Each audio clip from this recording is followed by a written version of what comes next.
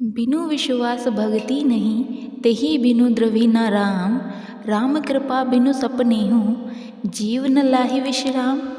कबीरदास जी कहते हैं, भगवान में सच्चे विश्वास के बिना मनुष्य को भगवत भक्ति प्राप्त नहीं हो सकती और बिना भक्ति के भगवान कृपा नहीं कर सकते।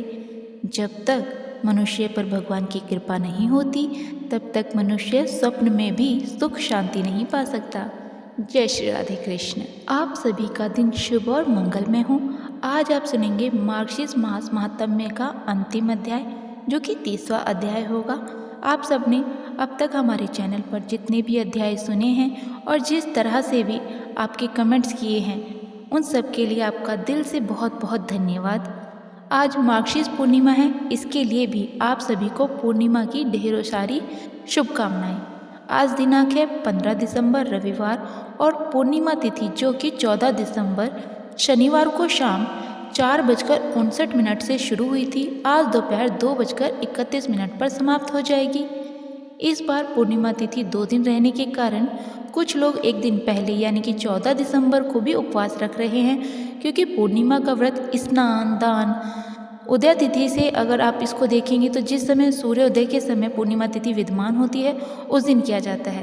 तो ऐसे में रविवार के दिन भी पूर्णिमा का उपवास रखा जाएगा, लेकिन शाम के समय जो चंद्र देवता की पूजा की जाती है, इस कारण से जब भी पूर्णिमा 2 दिन पड़ती है तो बहुत से लोग एक दिन पहले ही व्रत कर लेते हैं। व्रत आप दोनों दिन ही रख सकते हैं, लेकिन स्नान दान 15 दिसंबर यानी कि रविवार को ही किया जाएगा।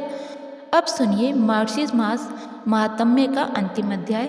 अगर हमसे भजन नहीं हो पा रहा है तो भी हमारी भगवत प्राप्ति निश्चित है, क्योंकि अगर प्रभु से हमारा संबंध दृढ़ है और अगर संबंध दृढ़ है तो हर सांस में भजन होता ही होता है और भगवान संबंध का निर्वाह जरूर करते हैं, संबंध की लाज जरूर रखते हैं। विट्ठल नाथ जी यानी गोसाई जी ठाकुर जी के प्रति वात्सल्य भाव रखते थे। जिन जिन लोगों के घर में ठाकुर जी हैं तो किसी न किसी भाव से आप उनकी सेवा जरूर करते होंगे। तो ठाकुर जी के प्रति जो गोसाई जी का भाव था वह वात्सल्य भाव था। अपने पुत्र की तरह वह ठाकुर जी को मानते थे। आप ठाकुर जी को क्या मानते हैं कमेंट करके ज़रूर बताइएगा। एक बार विट्ठल जी श्रीनाथ जी को दूध पिला रहे थे। ठाकुर जी ने एक घूंट दूध पिया और कटोरा हटा दिया तो उन्होंने पूछा, क्या हुआ ठाकुर जी? ठाकुर जी ने कहा, इसमें आपने बहुत सारी मिश्री डाल दी है ना, दूध बहुत मीठा हो गया है, अब मुझसे ये नहीं पिया जा रहा। तो विट्ठल नाथ जी ने जिस तरह से पिता कहते हैं उस तरह से कहा। पिता के समान वह उन्हें समझाने लगी कि बेटा कोई बात नहीं, आज इसे ऐसा ही पी ले। अब तो जिस तरह से एक नन्हा बच्चा अपने पिता की बात मानता है, ठाकुर जी ने भी मुंह बनाते हुए दूध पी लिया। अब अगली बार विट्ठल नाथ जी ने दूध में कम मिश्री डाली, क्योंकि उन्हें पता था कि उनके लल्ला उनके ठाकुर जी ज़्यादा मिश्री वाला दूध पसंद नहीं करते। अब की बार भी ठाकुर जी ने एक घूंट दूध पिया और कटोरा नीचे रख दिया।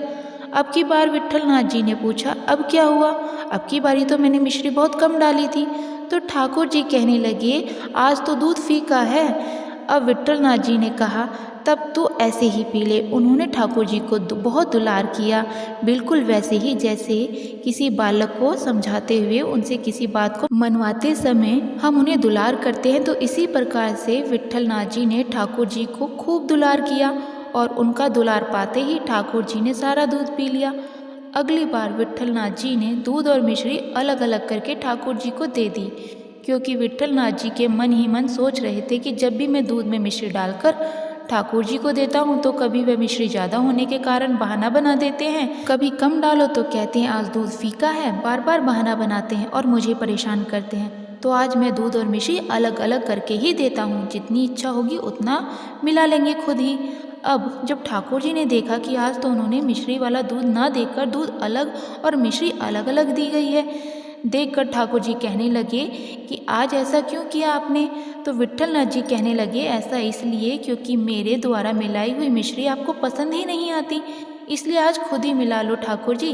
ठाकुर जी कहने लगे, मैं तो आपका बालक हूँ और बालक को दूध में मिश्री मिलाना थोड़े ही आता है। ऐसा कहकर दौड़कर वह विट्ठल नाथ जी की छाती से लिपट गए। अब ठाकुर जी ने पूछा, उन्हें लगने लगा कि विट्ठल नाथ जी अब नाराज हो गए हैं, तो बड़े प्रेम से पूछने लगे, आप मुझसे नाराज हो गए हो क्या? अच्छा एक काम करो, आप ही मुझे मिश्री घोलकर दूध पिला दो, मैं तो आपका बालक हूँ ना, मैं पी लूँगा। ठाकुर जी की बात सुनते ही विट्ठलनाथ जी के तो आंसू निकलने लगे।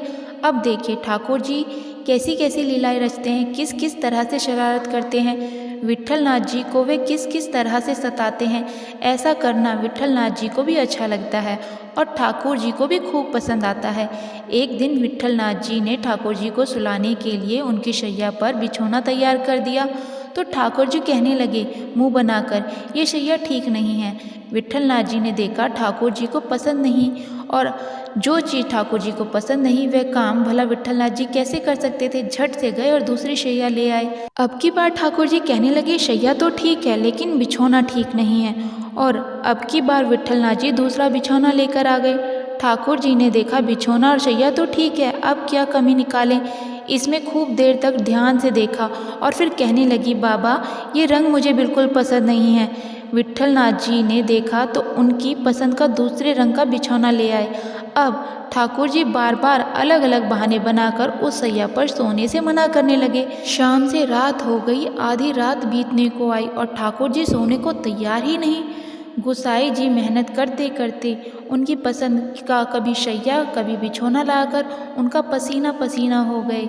उन्होंने कहा आपको कौन सी शैया कौन सा बिछौना पसंद आएगा। ठाकुर जी तो कहने लगे मैं तो आपकी गोद में ही सोऊंगा। बस गोसाई जी ने झट से अपने हृदय से लगा लिया ठाकुर जी को, और फिर तो ठाकुर जी बिना शैया बिना बिछौना के उनकी गोद में आराम से जी भर कर सोए। अब एक बार क्या हुआ कि गिरिराज गोवर्धन जी से एक बंदर आया और उसने आकर ठाकुर जी को डरा दिया। नन्हे से ठाकुर जी रोने लगे। झटपट गोसाई जी उस समय सेवा में थे। ठाकुर जी भागकर उनकी गोद में आ गए और कहने लगे इस बंदर को भगाओ, यहाँ से मुझे इस बंदर से डर लग रहा है। गोसाई जी ने मन ही मन सोचा कि आपने तो बड़े बड़े भयंकर राक्षसों को मारा है, राम अवतार में आपके साथ वानरों की ही तो सेना थी और आप आज एक बंदर से डर गए, मेरे तो कुछ समझ में नहीं आ रहा। और जब गोसाई जी शयन करने गए तो ठाकुर जी ने सपने में उनसे कहा देखो गोसाई जी एक ही भाव रखो, एक मयान में दो तलवार ठीक नहीं होती, एक मयान में दो तलवार कभी भी नहीं आ सकती। अगर आपने मुझे पुत्र माना है तो फिर मुझे पुत्र ही की तरह मानो, और अगर आप मुझे भगवान मानोगे ना तो मैं फिर आपको ऐश्वर्य दिखाना शुरू कर दूंगा और ऐसा ऐश्वर्य दिखाऊंगा कि आर पार नहीं पा सकते। मैं तो आपका छोटा सा बालक हूँ तो बंदर से डर ही तो रहा हूँ, मेरे इस डर को दूर कर दो ना गोसाई जी। गोसाई जी झट से नींद से उठे और उन्हें एहसास हुआ कि कैसे उनके ठाकुर जी ने बंदर से डर कर उनसे सहायता मांगी कि इस बंदर को भगा दो, मुझे इस बंदर से डर लग रहा है। अब गोसाई जी के हृदय में वात्सल्य जागा आया और उन्होंने ठाकुर जी को गले से लगा लिया। तो ऐसे हैं ठाकुर जी। अब एक बार गोसाई जी के यहाँ चूड़ियाँ पहनाने वाली आई तो गोसाई जी ने कहा कि मेरी सारी बहुओं को चूड़ियाँ पहना दो, और हाँ पैसे मुझसे ले लेना। गोसाई जी के 7 पुत्र और उनकी 7 पुत्र वधू थीं। उन्होंने यह नहीं कहा कि मेरी 7 बहुओं को चूड़ी पहनाओ, उन्होंने तो कहा कि मेरी सारी बहुओं को चूड़ी पहना दो। अब देखिए क्या हुआ कि उनकी 7 बहुओं ने तो चूड़ी पहनी और उसके बाद श्री जी यानी श्री राधा रानी ने भी अपने हाथ आगे कर दिए। अब जैसे ही उस चूड़ी पहनाने वाले ने श्री जी के हाथ देखे तो उनके हाथ देखते ही वह तो आनंद मग्न होकर रोने लगा और सोचने लगा कि इतने सुंदर इतने कोमल हाथों में पहनाने के लिए तो चूड़ियाँ ही नहीं हैं मेरे पास। अब श्री जी ने चूड़ी वाले को इशारा किया, अरे क्या देख रहे हो, पहनाओ ना चूड़ियाँ। फिर तो उसने जो जो श्री राधा इशारा करते हुए कहती गई उसके अनुसार ही रंग बिरंगी चूड़ियाँ उन्हें पहना दी। अब जब वह गोसाई जी के पास पैसे लेने गए तो उन्होंने तो 7 बहुओं के हिसाब से पैसे दिए थे। तो चूड़ी वाला कहने लगा कि आप 7 बहुओं के पैसे दे रहे हैं, अरे 7 नहीं 8 बहुओं के पैसे दीजिए। उसने कहा कि मैंने तो आपकी 8 बहुओं को चूड़ियाँ पहनाई हैं। और फिर वह श्री जी की सुंदरता का वर्णन करते हुए रोने लगे। गोसाई जी को कुछ समझ नहीं आया और उन्होंने झंझट से बचने के लिए पैसे दे दिए। तो सोचने लगे कि इस चूड़ी वाले को पैसे ज़्यादा चाहिए होंगे इसलिए बहाने बना रहा होगा। अब जब इधर गोसाई जी रात में सो रहे थे तो श्री राधा ने उनसे कहा कि अच्छा एक बात बताइए बाबा, आप इस चूड़ी वाली से क्यों झगड़ा रहे थे? क्या आप ठाकुर जी को अपना पुत्र नहीं मानते? अगर आप उन्हें पुत्र नहीं मानते तो फिर मैं तो आपकी बहू नहीं हुई, और अगर आप उन्हें अपना पुत्र मानते हो तो आप ही बताइए, क्या मैं आपकी बहू नहीं हूँ? अगर आप उससे कहते कि मेरी 7 बहुओं को चूड़ी पहना दो तो मैं नहीं जाती, लेकिन आपने तो उनसे कहा था कि मेरी सारी बहुओं को चूड़ियाँ पहना दो, तो बस मुझे तो आपकी बात माननी थी।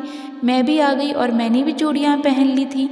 अब गोसाई जी तुरंत नींद से झटपट उठे और फिर बैठे बैठे रात भर रोते रहे कि हमारी लाडली जू कितना भाव स्वीकार करने वाली है।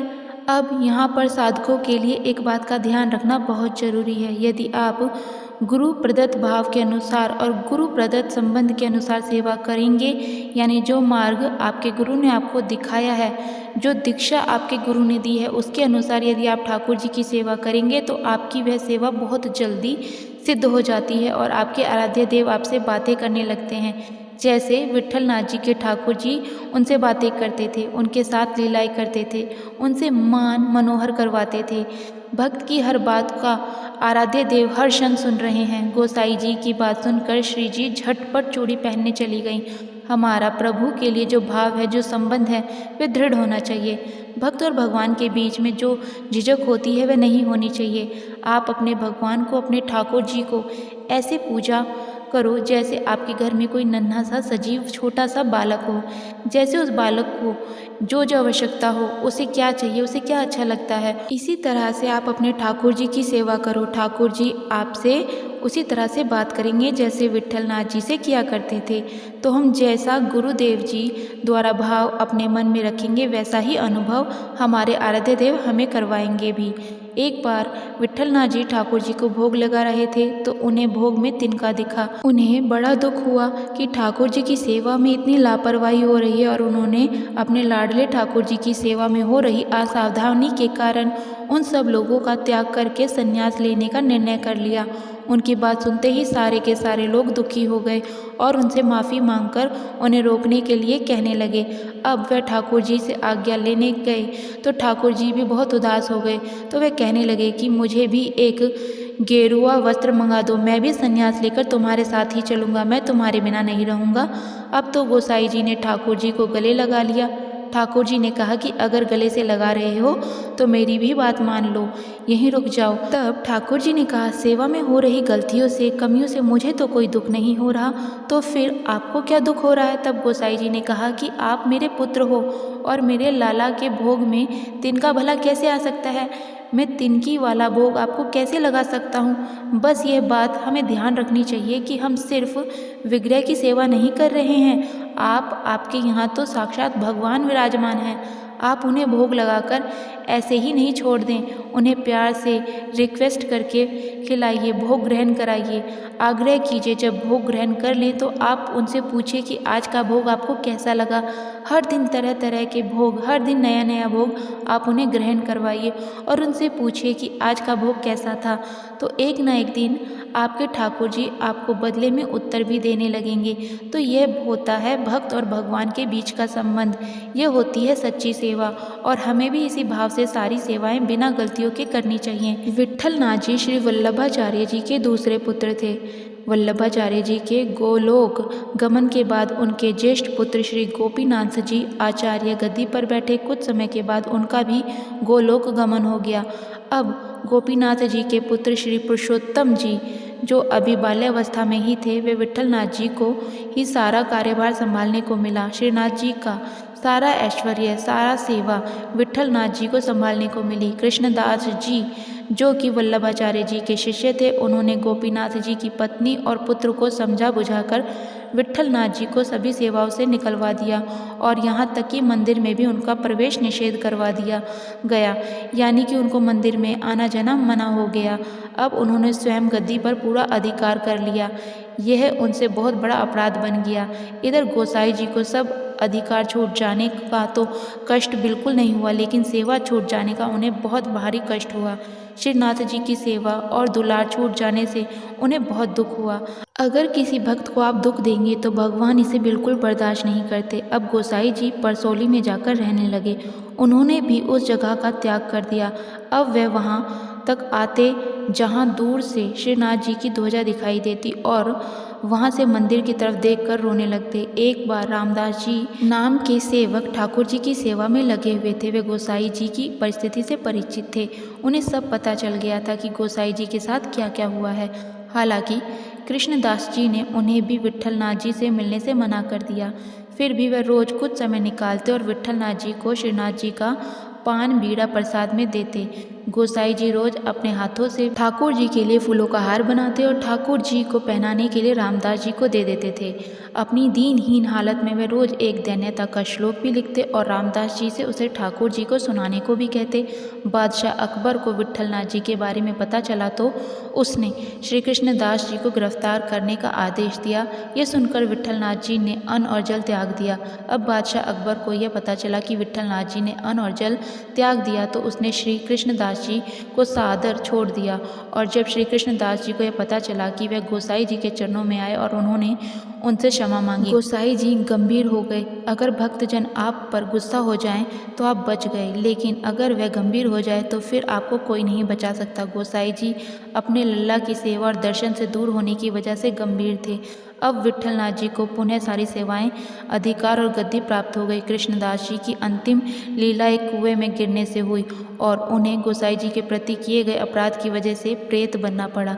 अब कृष्णदास जी को प्रेत बन जाने के कारण उनका कल्याण भी विट्ठलनाथ जी ने ही किया था। ब्रज के मंदिरों में एक अनोखी परंपरा है। जब वहाँ पर कोई भी भक्त मंदिर के विग्रह के लिए माला लेकर जाता है तो वहाँ के पुजारी उस माला को विग्रह से केवल स्पर्श कराकर उसी भक्त के गले में वह माला पहना देते हैं। इसके पीछे दरअसल एक बड़ी प्रीतिकर कथा है। श्रुतियों के अनुसार बादशाह अकबर के समय की बात है। एक वैष्णव भक्त प्रतिदिन श्रीनाथ जी के लिए माला लेकर जाता था।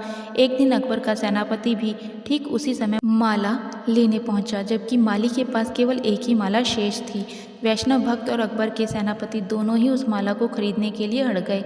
इस धर्म संकट से मुक्ति पाने के लिए उस माली ने कहा कि जो भी अधिक दाम देगा मैं उसी को यह माला बेच दूंगा। अब दोनों ओर से उस माला को खरीदने के लिए बोली लगनी शुरू हो गई। जब माली की बोली अधिक दाम तक पहुंची तो अकबर के सेनापति ने बोली बंद कर दी। अब वैष्णव भक्त को अपनी बोली के अनुसार दाम देने थे। भक्त तो अकिंचन ब्राह्मण था, उसके पास इतना धन नहीं था, तो उसने उसके घर सहित जो कुछ भी उसके पास था सब कुछ बेचकर उस दाम को चुकाकर उस माली से वह माला खरीद ली। अब जैसे ही उसने यह माला श्रीनाथ जी के गले में डाली वैसे ही उसकी गर्दन झुक गई। श्रीनाथ जी को झुके देखकर उनकी सेवा में जो पुजारी थे वे सब भयभीत हो गए। उनके पूछने पर जब श्रीनाथ जी ने सारी कथा उन्हें बताई और उस भक्त की तब सहायता करने को कहा, जब पुजारियों ने उस भक्त का घर सहित सारी व्यवस्थाएं पूर्ववत कर दी गई, यानी कि पहले की तरह कर दी, सब कुछ उनके घर में भर दिया, तब जाकर श्रीनाथ जी सीधे हुए। तब से आज तक ब्रज में ये परंपरा है कि भक्त की माला श्री विग्रह को स्पर्श कराकर उन्हें ही पहना दी जाती है। कि वंध्योतियों के अनुसार ये घटना गोवर्धन स्थित जतिपुरा मुखरविंद की है और ऐसी मान्यता है कि नाथ द्वारा में जो श्रीनाथ जी का विग्रह है वह इन्हीं ठाकुर जी का रूप है। हरे कृष्ण। आज की इन कथाओं के साथ ही आज मार्गशीर्ष महात्म्य समाप्त हुआ। आशा करते हैं कि आज की सारी कथाएं आपको अच्छी लगी होंगी। आपको ये वीडियो कैसी लगी कमेंट करके ज़रूर बताइएगा। अच्छी लगी हो तो वीडियो को लाइक अवश्य कीजिएगा। इन कथाओं को अंत तक सुनने के लिए एक बार से आपका बहुत बहुत दिल से आभार। मिलते हैं आपसे एक नई वीडियो के माध्यम से। तब तक के लिए जय श्री राधे कृष्ण।